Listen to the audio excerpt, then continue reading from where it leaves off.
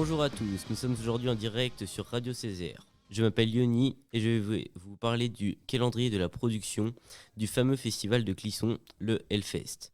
Tout d'abord, le calendrier est organisé chaque année par les différents membres de Hellfest Productions, dont Victor Laurençon. Il nous a expliqué le calendrier général de la production. Écoutez-le.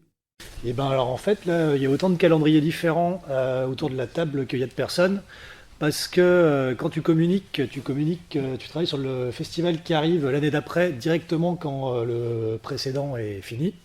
Quand tu dois vendre des billets, bah, tu dois les vendre quasiment un an à l'avance, donc pareil, ça arrive très tôt, septembre-octobre, tu es déjà bien avancé sur tes tâches-là.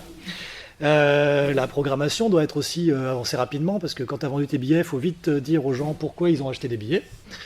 Et puis finalement, nous, côté technique, alors bien sûr, après, il y a le fonctionnement comptable administratif qui fonctionne plus par vague, en fait, finalement, toute l'année, avec des temps forts et des temps faibles, mais peut-être pas qu'un seul temps fort dans l'année, tout le monde a un peu ses climax. Et puis nous, en technique, on va arriver un peu après tout le monde, ça y est, les décisions ont été actées, les groupes sont programmés, on sait de quoi on a besoin pour accueillir combien de personnes, et c'est à partir de ce moment-là qu'on va concrètement construire le festival pour... voilà, donc le calendrier est propre à chaque service. Ensuite, lors de mes recherches, j'ai eu la chance d'interviewer Monsieur Benjamin Barbeau, qui est le célèbre fondateur du Hellfest.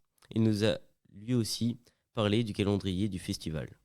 Dans les grandes lignes, on a évidemment cette partie très importante qui est la partie de la programmation artistique, d'aller chercher les artistes qui vont performer durant le festival. Il y a ensuite tous les enjeux entre guillemets liés au marketing, à la communication, puisqu'il faut ensuite mettre la billetterie en vente et puis vendre les billets. Ensuite, on a toute la partie également technique, c'est-à-dire...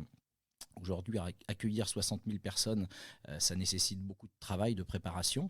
Donc la préparation, c'est extrêmement vaste. On pourrait passer des heures à en parler, mais vous vous doutez bien que gérer tous les aspects liés à la nourriture, aux toilettes, au camping, il y a énormément de choses, effectivement, aux scènes.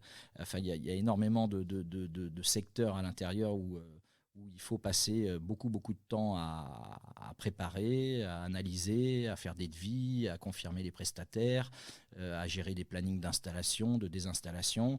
Donc voilà, et puis couplé à ça, il y a aujourd'hui le festival étant devenu...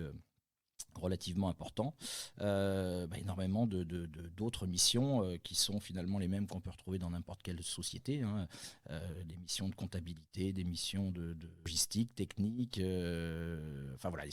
c'est très très vaste. Nous voyons donc que l'organisation d'un festival est complexe et demande de préparer beaucoup de choses à l'avance afin que tout soit parfait. Du coup, une question très importante m'est venue. Quand ont lieu les commandes de bière au Hellfest ? Car un si grand festival de métal ne peut se passer de boissons. Victor Laurençon nous a répondu. Alors ça, normalement, c'est Johan qui doit savoir, mais je dirais que c'est tout le temps, presque. Parce qu'en fait, on signe des contrats avec les fournisseurs de bière et au-delà de boissons en général, qui durent plusieurs années.